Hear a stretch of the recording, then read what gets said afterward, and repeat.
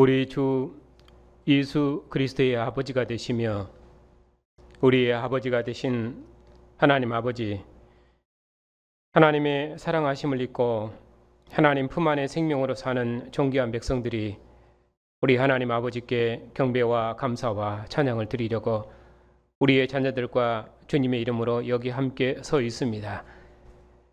하나님 아버지께서 영광을 받으시려고 독자 아들을 세상의 구주로 보내셨사옵고 아들의 이름을 우리에게 주셔서 하나님을 아버지라 부를 수 있도록 우리를 하나님의 영광의 자녀 삼으셨사오니 감사를 드립니다. 오늘 또 교회가 드리는 예배를 통해서 하나님께서 세세무궁토록 존귀와 찬양과 영광을 받으시옵소서. 우리 주 예수 그리스도 이름으로 기도하옵나이다. 아멘. 하나님의 말씀은 요한복음 8장입니다.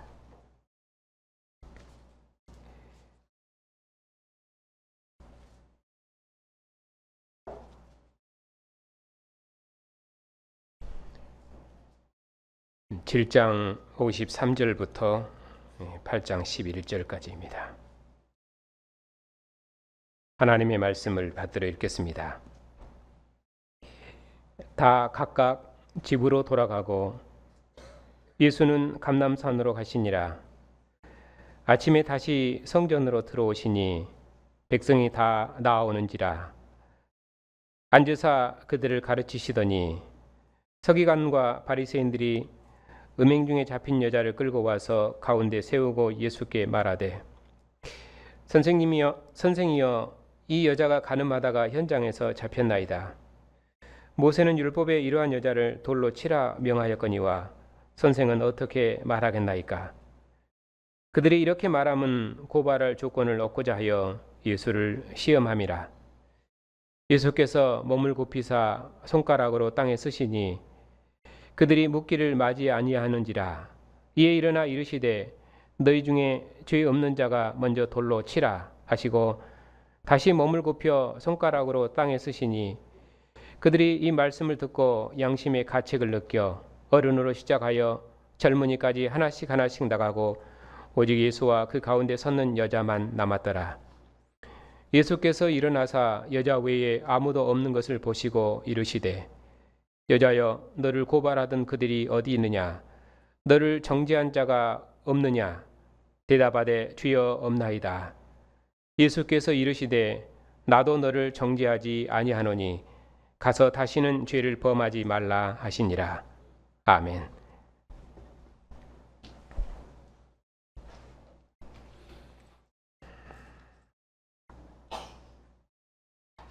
기도합시다.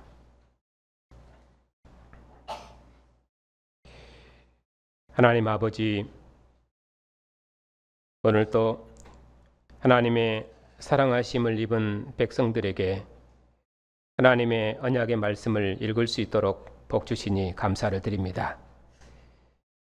하나님께서 율법의 말씀으로 이스라엘을 제사장 나라 거룩한 백성으로 지으셨사옵고 이제는 아들의 말씀으로 우리를 하늘에 속한 영광의 백성으로 지으셨사오니 오늘 또 이 말씀으로 하나님의 백성들을 새롭게 지어주셔서 교회가 이 말씀의 빛 가운데서 항상 하나님과 함께 거하며 세상에 하나님의 구원을 증언하는 빛의 증인들이 다 될 수 있도록 주님의 교회를 복 주시옵소서. 예수님의 이름으로 감사하며 기도하옵나이다. 아멘.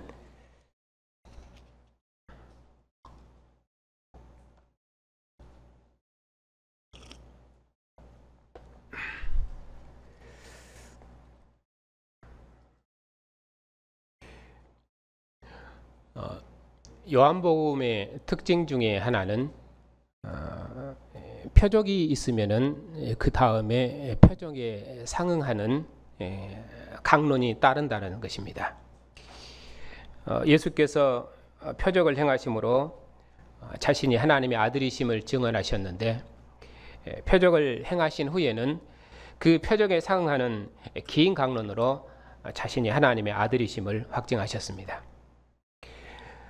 앞서 본 요한복음 6장에서도 보리떡 5개로 5천 명을 먹으시고 제자들을 인도하신 후에 자신을 영생하는 양식을 주시는 인자로 또 참 생명의 떡으로 증언하셨습니다. 그처럼 오늘 말씀도 그와 유사한 형식으로 되어 있습니다. 방금 읽은 1절부터 11절의 내용을 뒤에 12절부터 길게 59절까지 설명하는 그런 구조로 되어 있습니다.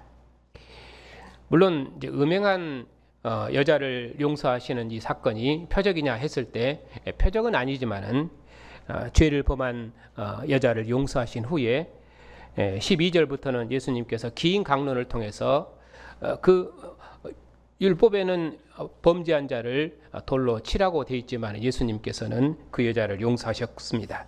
그러면은 예수께서 왜 이 여자를 용서하시는 분인지 그것을 12절부터 긴 강론을 통해서 자신을 죄로부터 자유케 하시는 하나님의 아들로 증언하신 내용이 있습니다. 그렇기 때문에 표적과 강론이라는 이런 요한복음의 형식을 따른다는 점에서 유사점이 있다. 그렇게 말씀을 드리고 오늘 본문을 보겠습니다. 자, 오늘 말씀 1절부터 11절은 8장의 도입문입니다. 그래서 오늘 이 말씀으로 8장을 이제 개략적으로 설명을 하고 그리고 12절부터 뒤에 있는 이 본문은 두 번에 나누어서 설교하도록 그렇게 하겠습니다. 오늘 말씀의 중심 내용은 예수께서 음행 중에 잡혀온 여자를 용서하신 내용입니다.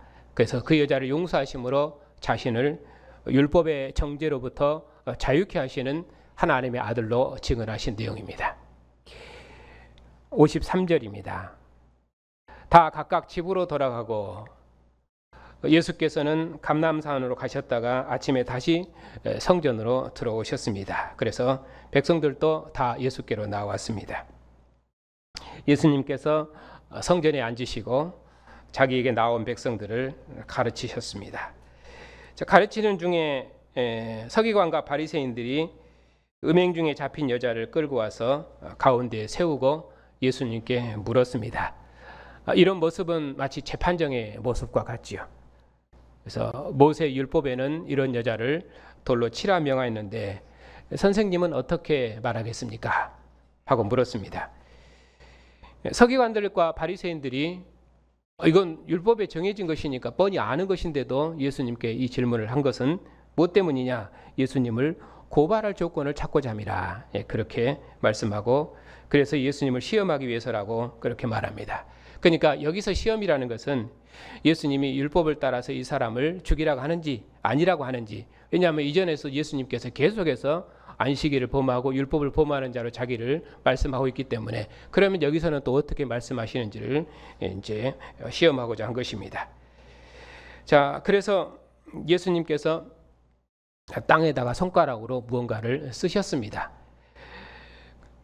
그러니까 그들이 아니 빨리 대답하시라고 예수님을 독촉을 했습니다. 그리고 다시 예수님 그리고 서기관들과 바리새인들에게 예수님께 그렇게 독촉하니까 7절에 예수님께서 말씀하시기를 너희 중에 죄 없는 자가 돌로 치라. 그 말씀을 하시고 나서 또 다시 한번 손가락으로 땅에 무언가를 쓰셨습니다. 그러니까 너희 중에 죄 없는 자가 돌로 치라. 그 말씀을 하시고 앞과 뒤에 예수님께서 손가락으로 땅에 무언가를 쓰셨습니다.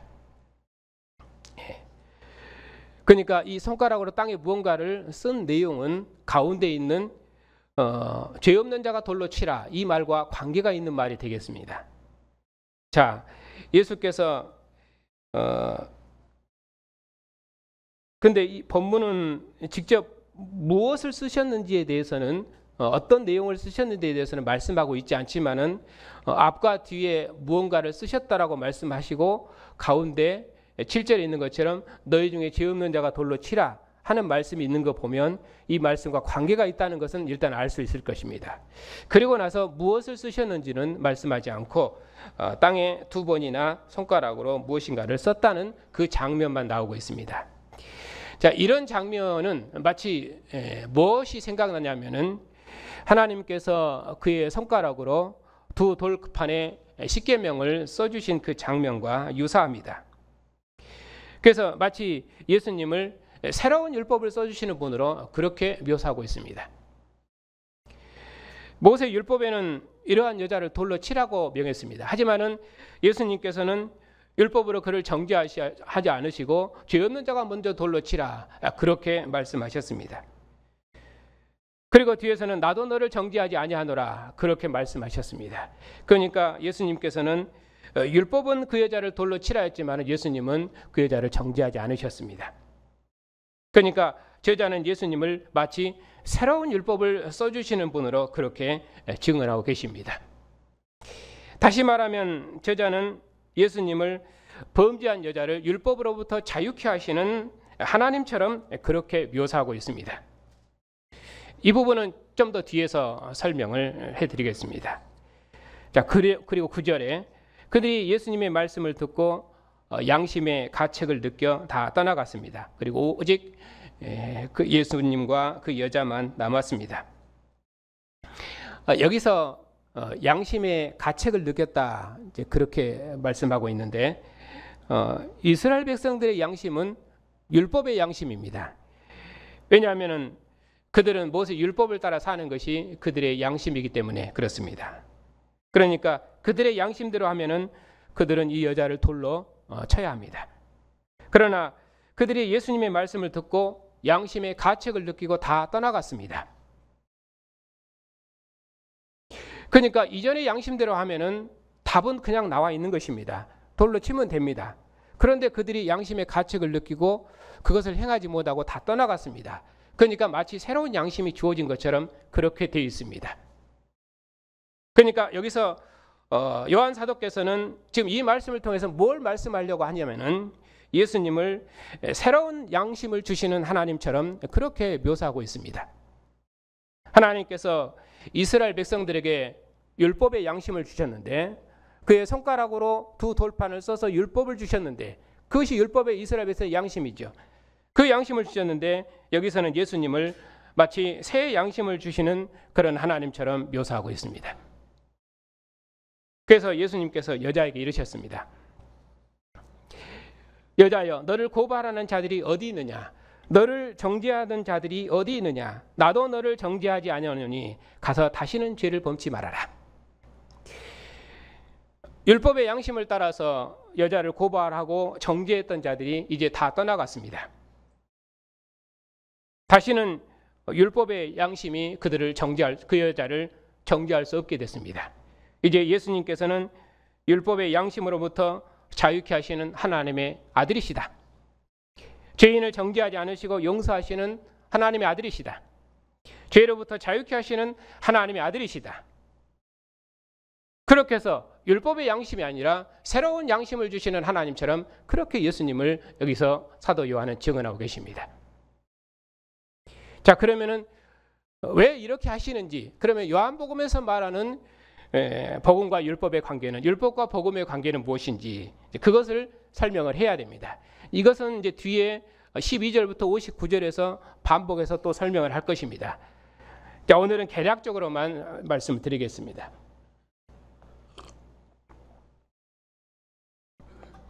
요한복음에서 율법과 복음은 빛과 참빛으로, 또 모세와 그리스도를 대비하고, 또 세례 요한과 아들을 대비하고, 또 육으로 난 자와 성령으로 난 자를 대비하고, 또 땅에서 난 자와 하늘에서 난 자를 대비하고, 또 땅에 속한 자와 하늘에 속한 자를 대비하고, 어둠과 빛을 대비하고, 그것이 확대되면은 거짓의 아비인 마귀에게 속한 자와 진리이신 예수님께 속한 자, 요한일서로 가면 이제 그렇게 대비합니다.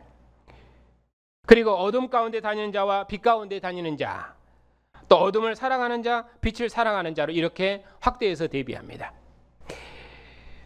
그러니까 아들의 말을 들으면은 죄의 종이며 아브라함의 자손이 아니며, 아들의 말을 듣지 않으면은 성경에서는 그를 죄의 종이라고 말하고, 또 아브라함의 자손이 아니라고 말하고, 그러나 아들의 말을 들으면은 그는 율법으로부터 자유하는 아들이며 하나님을 아버지라 부르는 하나님의 아들들이라고 말합니다. 그러니까 요한복음은 이렇게 모세에게 속한 자를 예수께로 인도하고, 또 세례 요한에게 속한 자를 예수께로 인도하고, 곧 율법에 속한 자를 그리스도께로 인도하는 것, 이것이 요한복음이 말하는 율법으로부터 자유하는 복음입니다. 그러니까 죄 없는 자가 먼저 돌로 치라 하시는 이 예수님의 말씀도 그런 모세의 율법의 언어로 이해해야 됩니다. 율법에 따르면 음행 중에 잡힌 자는 돌로 쳐야 됩니다. 돌로 친다 그런 말은 그건 신성모독죄나 아니면은 심히 부정한 자를 제거하는 그런 정결법입니다. 만일에 율법이 어떤 사람을 죄인으로 규정하면은 율법을 맡은 자들은 그런 하나님의 대리자로서 율법이 정한 바를 따라서 그 죄인을 정죄하고 심판해야 됩니다. 그래야 하나님의 이스라엘이 거룩하고 정결하게 됩니다.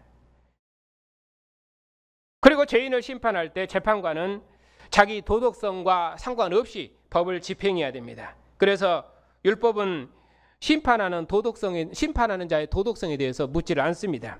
그것이 모세 율법입니다.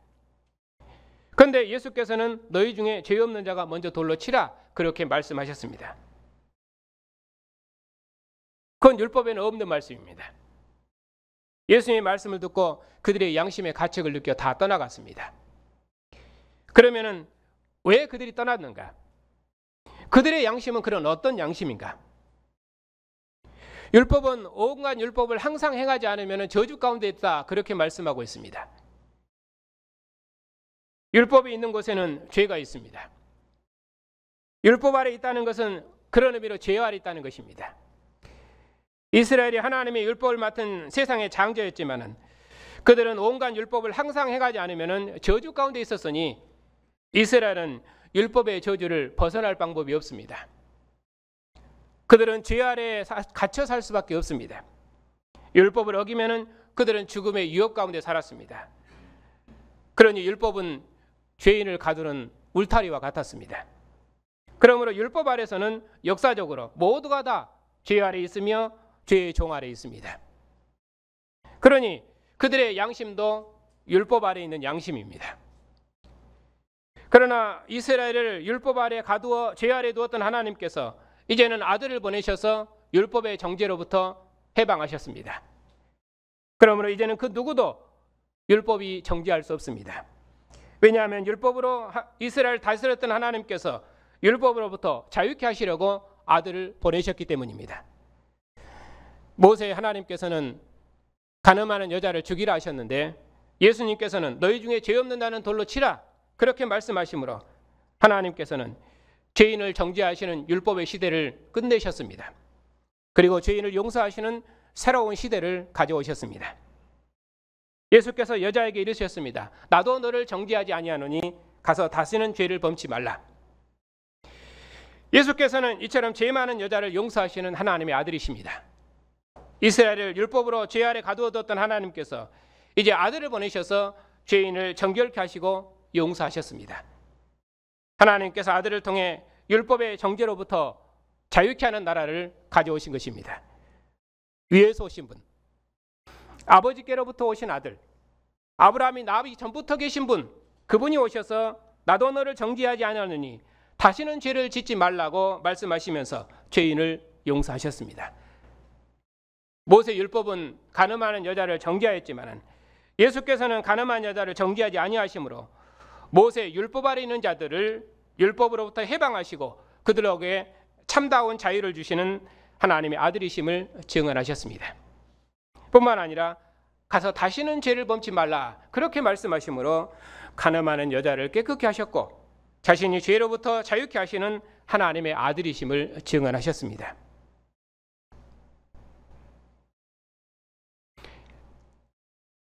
율법의 정죄로부터 자유함을 얻으신 성도 여러분, 나도 너를 정죄하지 아니하노라 하시는 주님의 말씀은 새 창조의 말씀입니다. 주님의 말씀은 우리를 율법의 종에서 자유하는 아들로 새롭게 창조하셨습니다. 예수께서는 죄인을 정죄하시는 율법의 선생이 아니십니다. 예수께서는 죄인을 용서하시는 하나님의 아들이십니다. 또한 다시는 죄의 종이 되지 않도록 율법의 저주로부터 자유를 주셔서 하나님 품 안으로 인도하시는 하나님의 아들이십니다. 예수께서는 위로부터 나셨으니 그분은 이 세상에 속한 분이 아니십니다. 그래서 이 세상에 속한 자, 곧 아래에서 난 자는 예수님을 알 수 없습니다. 아들을 알지 못하는 그들은 아들을 보내신 아버지도 알지 못합니다. 그래서 예수께서는 아들을 알지 못하는 그들을 정죄하셨습니다. 너희가 만일에 아들을 알았더라면 아버지도 알았을 것이다. 그러나 너희가 나를 믿지 아니하니 너희 죄 가운데 죽으리라. 하지만 아들의 말이 그들 안에 거하면은 이제 그들은 율법의 제자가 아니라 아들의 제자가 되고 생명과 자유를 얻을 것입니다. 왜냐하면 진리이신 예수께서는 그들을 율법으로부터 자유케 하시는 하나님의 아들이시기 때문입니다. 예수께서는 위로부터 오셔서 아버지를 증언하셨고 위로 가심으로 자신이 하나님의 아들이심을 확증하셨습니다. 아들이 세상에 오셔서 아버지께 영광을 돌리셨던 것처럼 아버지께서도 아들이 영광을 받으실 수 있도록 아들을 아버지 품 안으로 부르심으로 아들을 영광스럽게 하셨습니다. 예수께서는 위로 가셔서 나 있는 곳에 너희도 있게 하리라 말씀하심으로 우리를 아버지 품 안으로 인도하셨습니다.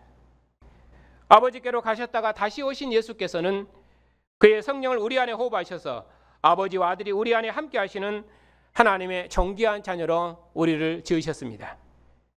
하나님께서는 율법의 저주 아래 있는 자들에게 율법으로부터 참다운 자유를 주셨습니다.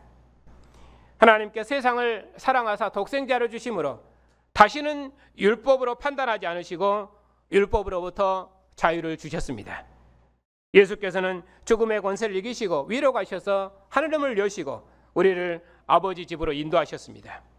우리의 영원한 대제사장으로 우리 앞서 인도하셔서 아버지와 함께 거하는 영원한 생명과 자유를 주셨습니다. 그러므로 이제 다시는 율법이 우리를 정죄하지 못하며 율법의 양심이 우리를 정죄하지 못합니다. 왜냐하면 진리신 예수께서 우리를 율법의 정죄로부터 자유케 하시고 그리스도께 속한 그리스도의 말씀에 속한 새로운 양심을 주셨기 때문입니다. 다시는 죄 가운데 거하지 않도록 다시는 죄를 짓지 않도록 우리를 하나님의 아들 삼으셨기 때문입니다. 우리를 사랑하셔서 그의 권능의 말씀으로 우리를 죄에서 해방하셨기 때문입니다. 그러므로 누구든지 예수님을 하나님의 아들로 믿으면 그는 위로부터 출생한 새로운 백성입니다. 또한 생명의 성령이 함께 계시는 새로운 피조물이며 하나님의 자녀입니다. 또한 아버지와 아들과 함께 영원히 아버지에 거하는 아들들이며 율법의 죄로부터 자유하는 아들들입니다. 그러므로 요한복음은 우리를 율법으로부터 자유케 하는 복음입니다. 다시는 죄를 범치 않도록 우리를 죄로부터 해방하는 권능의 복음입니다. 종처럼 아버지의 집에 살지 않으며 아버지의 집 밖에 살지 않으며 오직 아버지 품 안에 사는 복음입니다. 또한 아버지의 기쁨인 하나님의 자녀 삼으신 권능의 복음입니다. 이처럼 큰 생명의 빛 가운데 사는 우리는 다시는 이제 어둠 가운데 거하지 않을 것입니다. 다시는 죄 가운데 거하지 않을 것입니다. 정죄하는 율법 아래 있었던 이스라엘에게 율법을 따라 죽음 아래 있어서 온전한 자유가 없었던 이스라엘에게 율법의 저주 아래 죽음 아래 있었던 이스라엘에게 예수께서 참다운 자유를 주셨기 때문입니다. 하나님께서 세상을 이처럼 사랑하사 율법의 저주 아래 있는 자에게 하나님을 대면하는 참다운 자유를 주시려고 하나님께서 아들을 보내셨습니다. 그러므로 이제 다시는 율법이 우리를 정죄할 수 없습니다. 나도 너를 정죄하지 아니하노니 하신 것처럼 누구든지 예수님을 하나님의 아들로 믿으면 하나님을 아버지라 부르는 자유하는 아들입니다. 또한 하나님을 대면하는 참 생명을 누립니다. 하나님과 완전한 생명의 빛 가운데 거하는 영원한 생명, 참다운 자유, 영원한 기쁨을 누립니다. 다시는 죄를 범치 않도록 참 빛으로 영원한 생명으로 우리를 부르신 하나님께서 우리를 하나님을 대면하는 하나님의 아들 삼으셨습니다. 우리가 기도하면 아버지께서 들으시고 응답하시는 하나님의 아들 삼으셨습니다. 예수께서는 우리를 위해서 물과 피를 다 쏟으시고 죽음을 맛보시고 위로 가심으로 죄로부터 자유하는 아들들이 되게 하셨습니다. 하나님께서 아들을 보내셔서 나도 너를 정죄하지 아니하노니 라고 말씀하심으로 우리를 율법의 멍에로부터 해방하셨습니다. 다시는 죄를 범치 않는 아들 삼으셔서 우리를 죄로부터 자유케 하셨습니다. 또한 하나님을 아버지라 부르며 하나님이 우리를 사랑하신 이 사랑의 빛 가운데서 우리도 하나님을 사랑하게 하셨습니다. 하나님께서는 아버지와 아들이 하나인 것처럼 아버지를 대면하고 아버지의 뜻을 봉사하는 빛의 자녀로, 생명의 자녀로 우리를 새롭게 지으셨습니다. 우리가 이 생명을 받았습니다. 하나님과 함께하는 자유하는 아들로서 아버지 집에 거하며 아버지의 품 안에 거하는 영광과 기쁨을 누릴 수 있도록 하나님께서 우리를 하나님의 자녀 삼으셨습니다. 이보다 더 큰 은혜와 이보다 더 큰 영광과 이보다 더 큰 자유와 생명이 역사에 없습니다. 죄로부터 자유하고 세상으로부터 자유하는 하나님의 아들들로 우리를 부르셨으니 이것이 우리의 영광이 아니고 또 무엇이겠습니까? 하나님의 사랑하심을 입은 성도 여러분, 이제 율법의 하나님께서 죄로부터 자유케 하는 아들을 보내셨습니다. 나도 너를 정죄하지 아니하노니 라고 말씀하심으로 범죄한 여인을 율법의 저주로부터 자유케 하셨습니다. 가서 다시는 죄를 범치 말라 그처럼 말씀하심으로 여인을 정결케 하시고 다시는 어둠 가운데 거하지 않고 다시는 죄 가운데 거하지 않고 빛 가운데 거하는 빛의 자녀로 우리를 자유케 하셨습니다. 이보다 더 큰 해방과 자유가 역사에 없습니다. 또한 우리를 하나님을 아버지라 부르는 자유하는 아들들이 되게 하시고 아들 안에서 하나님 품 안에 나아가는 영원한 생명과 참다운 자유를 주셨습니다. 이것이 영원한 생명이며 이것이 영원한 평화이며 이것이 영원한 기쁨입니다. 그러니 이 은혜를 우리가 어찌 감격하고 이 은혜를 어찌 찬양하지 않을 수 있겠습니까? 이보다 더 큰 생명과 영광은 역사에 없습니다. 빛 가운데 거하는 자는 악한 자가 만질 수 없다 했습니다. 어둠이 지나가고 하늘에 참빛이 왔으니 다시는 옛 계명이 우리를 지배하지 못하고 이에 새 계명이 지배합니다. 주님께서 머물러 있으시니 우리도 형제를 사랑하여 머물러 줌으로 빛 가운데 거할 것입니다. 만일에 참빛 가운데 거하면서도 율법에 따라서 몸의 지체를 정죄하며 주님의 상에서 형제를 머물러 사랑하지 아니하면 그는 거짓말자이며 어둠 가운데 거하는 자이며 악한 자에게 속한 자라고 말씀하십니다. 왜냐하면 그 안에는 진리가 없기 때문입니다. 종은 아버지 집에 거할 수 없으며 어둠은 빛과 함께할 수 없습니다. 우리를 죄로부터 자유케 하신 것은 위에 속한 백성으로 구원하신 것이며 다시는 죄를 짓지 않는 백성으로 구원하신 것이며 어둠이 만질 수 없는 백성으로 구원하신 것입니다. 이처럼 머물리신 주님의 영이 우리 안에 거하시니 그러니 우리가 어찌 죄 가운데 거할 수 있겠습니까? 결단코 우리는 그럴 수 없습니다. 종은 아버지 집에 거하지 못하지만 아들은 영원히 아버지 집에 거하기 때문입니다. 그러므로 위에서 난 자, 아들에서 난 자만 진정한 아들들입니다. 아들이 있는 곳에 우리도 함께 거할 것입니다. 아버지 집에 우리도 함께 거할 것입니다. 이것이 우리의 영원한 생명입니다. 하나님의 사랑하심을 입은 성도 여러분, 예수께서 말씀하셨습니다. 내가 진실로 진실로 너희에게 이르노니 인자의 살을 먹지 아니하고 인자의 피를 마시지 아니하면 너희 속에 생명이 없느니라. 내 살을 먹고 내 피를 마시는 자는 영생을 가졌고 마지막 날에 내가 그를 다시 살리리니 내 살은 참된 양식이요 내 피는 참된 음료로다. 내 살을 먹고 내 피를 마시는 자는 내 안에 거하고 나도 그 안에 거하나니 살아계신 아버지께서 나를 보내심에 내가 아버지로 말미암아 사는 것 같이 나를 먹는 그 사람도 나로 말미암아 살리라.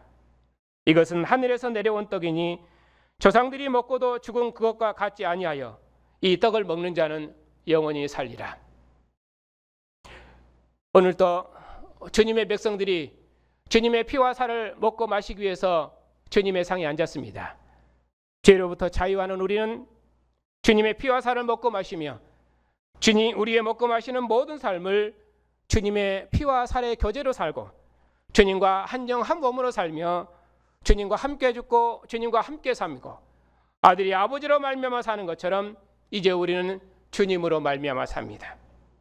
바로 이 믿음 안에서 우리가 항상 하나님을 아버지라 부르고 율법으로부터 자유하는 아들들로서 죄로부터 자유하는 아들들로서 어두운 세상으로부터 자유하는 아들들로서 아버지 집에 거하는 자유하는 아들들로서 빛 가운데에서 아버지를 대면하는 그 아들들로 살아가십시다.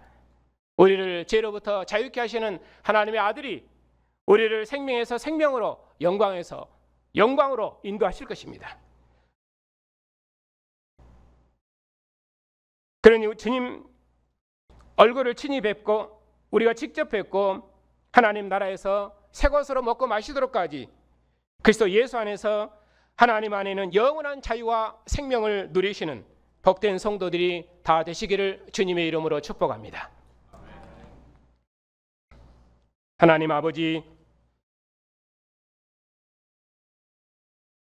하나님께서 세상을 이처럼 사랑하사 독생자를 보내시고 우리에게 참 생명의 빛을 비추셔서 우리를 율법의 정죄로부터 해방하시고 그리스도 예수 안에서 하나님을 아버지라 부르는 하나님의 자녀로 새롭게 창조하셔서 주님의 나라와 영광을 위해서 우리의 생을 살게 하시며 아들이 아버지로 말미암아 사는 것처럼 우리로 아들로 말미암아 살 수 있도록 우리의 생명을 새롭게 창조하셨으니 감사를 드립니다.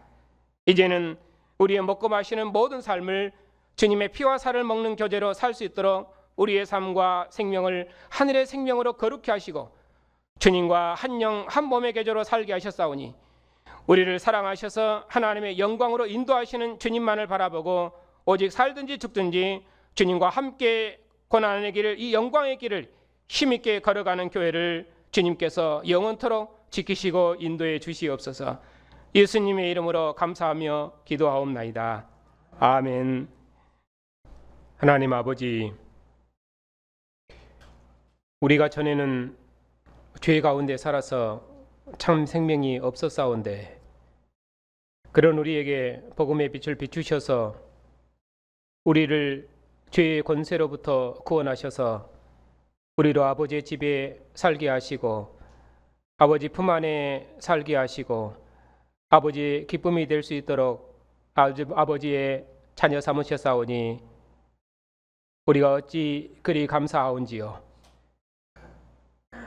우리가 이 크신 생명과 영광을 얻었사오니 우리가 다시는 죄 가운데 거하지 아니하고 이 세상으로부터 자유하는 구원을 누리고 세상에 예수께서 하나님의 아들이심을 증언하는 빛의 증인들의 삶을 살 수 있도록 주님의 교회를 지키시고 인도해 주시옵소서. 우리의 아버지가 되신 하나님, 우리의 자녀들이 언약의 부모와 함께 하나님을 예비하는 백성으로 부르셨사오니 감사를 드립니다. 우리의 자녀들이 언약의 부모의 가르침과 교회에서 배우는 하나님의 말씀을 따라 하나님 나라의 귀한 자녀들로 자라게 하시고 우리 자녀들이 부모의 유업을 상속하여 하나님의 영광과 기쁨이 되는 복된 자녀로 자랄 수 있도록 인도해 주시옵소서. 긍휼과 자비가 풍성하신 하나님 아버지, 여러 모양으로 고난 중에 있는 백성들에게 긍휼을 베풀어 주시옵소서. 연세가 높아서 연약한 성도들도 있사옵고 몸의 질병으로 고통 중에 있는 백성들도 있사옵고 또 생의 여러 어려움 중에 있는 백성들도 있사오니 저들에게 긍휼과 자비를 베풀어 주시옵소서. 비록 여러 어려움 중에 있을지라도 하나님과 함께하는 영원한 생명이 우리에게 있사오니 주님을 대면하는 영광을 소망하며 영생의 길을 힘있게 걷게 해 주시옵소서. 참으로 원하옵기는 고난 중에 있는 백성들의 선한 간구를 들으시고 한없는 긍휼을 베푸셔서 저들이 이 일로 하나님 앞에 감사하고 온 교회도 함께 감사할 수 있도록 지체들에게 은총을 베풀어 주시옵소서. 예수님을 만주의 주로 높이신 하나님, 하나님께서 예수님을 죽은 자 가운데서 살리셔서 모든 나라와 권세들을 통치하시는 만주의 주로 세우셨사오니 세상 나라 권세자들이 예수님을 하늘의 주로 복종하고 하나님의 공의로 통치하는 선한 왕들이 되게 해 주시옵소서. 세상 나라가 우리 주와 그 그리스도의 나라가 되기까지 교회를 통해서 영광을 받으시옵고 주님 속히 오셔서 주님의 나라를 만국 중에 이루시옵소서. 교회의 머리가 되신 주님, 우리 노예와 교회들을 기억하여 주시옵소서. 교회와 세상을 봉사할 수 있도록 진리를 허락하셨사오니 우리에게 주신 이 진리를 날마다 새롭게 주시옵고 이 진리로 교회와 세상을 봉사할 수 있도록 신실한 종들을 일으켜 주시옵고 선교사님들의 매임과 고난에 우리도 함께 참여함으로 만민을 구원하시는 하나님의 경영을 이루는 복된 교회가 되게 해 주시옵소서. 한 주간도 우리의 모든 삶을 주님의 은혜와 평강으로 인도해 주시옵고 우리의 증언을 듣는 모든 사람이 부활하신 예수님을 하나님의 아들로 믿고 영원한 생명을 얻게 해 주시옵소서. 예수님의 이름으로 기도하옵나이다. 아멘. 우리를 이 세상 임금의 권세로부터 자유케 하신 우리 주 예수 그리스도의 은혜와 독생자를 보내신 하나님의 사랑하심과 온 세상을 구원하시는 성령의 교통하심이 하나님의 사랑하심을 입은 주님의 백성들 위에 이제부터 영원까지 함께 하시기를 축원하옵나이다. 아멘.